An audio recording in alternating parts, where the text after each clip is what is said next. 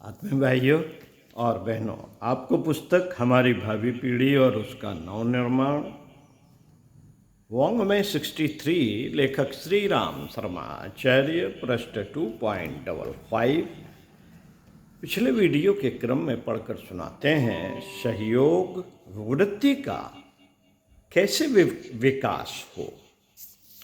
मित्रों, इस युग को हम यदि सहकारिता का युग कहें तो अनुचित न होगा। चारों ओर सहकारिता की आवाज़ गूंज रही है। सहकारी समितियां, सहकारी दुकानें, सहकारी क्रय विक्रय समिति, सहकारी खेती आदि की चर्चा आए दिन अखबारों में पढ़ने को मिलती है। सहकारिता सरकारी मशीनरी का एक विभाग ही है जिसका बहुत बड़ा जाल सारे भारत में फैला है। इतने कर्मचारी जनता में सहकारिता का प्रचार करते हैं और सहकारी तौर पर काम करने की आदत डालने में सहयोग देते हैं। सरकार की ओर से सहकारी तौर पर खेती व्यापार कुछ भी करने पर अनुदान का ऋण मिलता है। यह सब इसलिए किया जाता है ताकि जनता में मिलजुल कर काम करने की आदत पड़े। संगठित शक्ति ही अपना तथा राष्ट्र का कल्याण कर सकती है।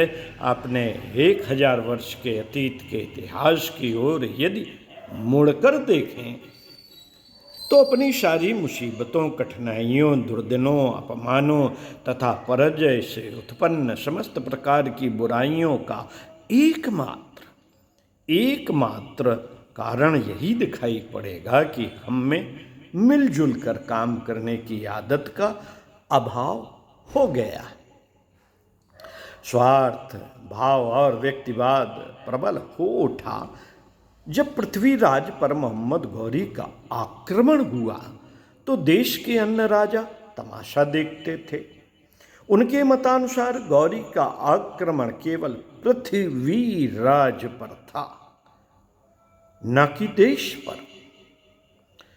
अंत में सारे तमाशबीनों की भी एक एक कर वही दशा हुई जो पृथ्वीराज की हुई थी। आज से कुछ समय पूर्व जबकि कानून द्वारा सहकारिता फैलाने की बात नहीं थी, तब सहकारिता हमारे दिलों में थी। गांव के लोग, बिरादरी के लोग, जाति के लोग एक दूसरे से मिले जुले रहते थे। बिरादरी की पंचायतें होती थीं, उनका चौधरी होता था, उसके फैसले को कोई टाल नहीं सकता था। मजिस्ट्रेट से भी अधिक अधिकार उसे प्राप्त होता था। लोग एक दूसरे के कामकाज को अपना समझते थे। शादी विवाहों, शुभ अवसरों पर न्योता देने का चलन तथा उत्तम प्रकार के सहकारिता का द्योतक नहीं है। यह सब इसलिए था कि सहकारिता हमारे दिलों में थी। उसका श्री गणेश तत्कालीन सामाजिक व्यवस्था में ठीक समय से ठीक आयु में होता था। संयुक्त परिवार प्रथा थी। एक एक परिवार में 50-50, 60-60 व्यक्ति होते थे। परिवार का एक मुखिया होता था। वह सबके दुख दर्द का ख्याल रखता था। स्वयं 2 बजे दातून करता था, लेकिन बच्चों को सवेरे भोजन करवाने का प्रबंध करता था। अपने लिए वह मिर्जई, शलूका या बहुत हुआ तो कुर्ता पहनने को रखता था, परंतु घर के अन्य प्राणियों के पास काफी कपड़े रहते थे। तब चलती थी गृहस्थी और सहकारिता की अमिट छाप बच्चों पर पड़ती रहती थी। गांव में एक का छप्पर उठाना हुआ तो मोहल्ले भर को आवाज लगाई, सब पहुंच गए और मिलकर छप्पर उठा दिया। किसी का खेत बोने को पिछड़ गया तो गांव के 50 बैलों की जोड़ियां एक दिन उसके खेत में चलने लगी। 50 हाथ एक साथ खेत बुवाई का काम करने लगे तो फिर उसका खेत एक ही दिन में क्यों ना बो जाए। इन सारी परंपराओं, रीत रिवाजों से बच्चा बचपन से ही प्रेरणा लेता रहता था। छप्पर उठाते समय वह भी दूर से खड़ा देखता था कि मेरे काका का छप्पर सब लोग मिलकर उठा रहे हैं।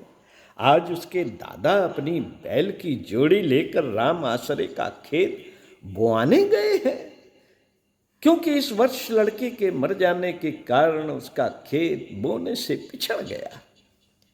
बच्चे भी पीछे पीछे जाकर राम आसरे की मेड़ों पर बैठकर भीड़ भाड़ भी देखते थे और घरौंदे बनाकर खेलते भी थे। गांव में चाहे जिसके यहाँ ब्याह हो, ब्याह वाले घर के द्वार पर बच्चों की भीड़ 3 दिन पहले से इकट्ठी होना शुरू हो जाती थी।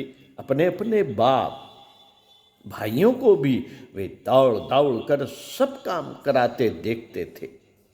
ब्याह के दिन एक स्थान पर न्योता चढ़ाते देखते थे, तो क्या इन सब का प्रभाव उन अबोध बालकों के हृदय पर नहीं पड़ता था? अवश्य पड़ता था। परंतु आज कहाँ देखने को मिलते हैं बच्चों को वह दृश्य। फिर आदर्शानुकरण की बात कैसे संभव हो? ओम शांति। साथियों, सुनते हैं इसी क्रम में अगले वीडियो में सहकारिता की आदत कैसे पड़े। ओम शांति।